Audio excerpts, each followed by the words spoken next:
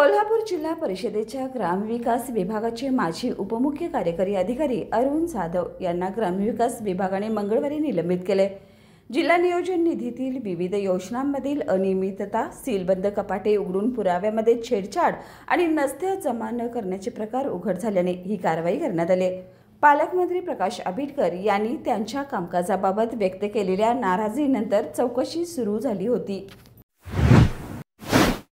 बाळ, फ्रीजमधून श्रीखंड काढ ना. आम्ही पूर्वी घरीच बनवायचो श्रीखंड.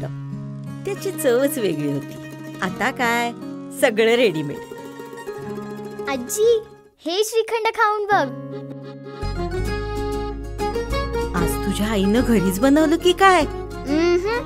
हे आहे गोकुळचं श्रीखंड. अगदी जिभेवर रेंगाळणार. जिभेवरच नाही तर मनावरही रेंगाळणार. गोकुळ श्रीखंड, मनावर रेंगाळणार.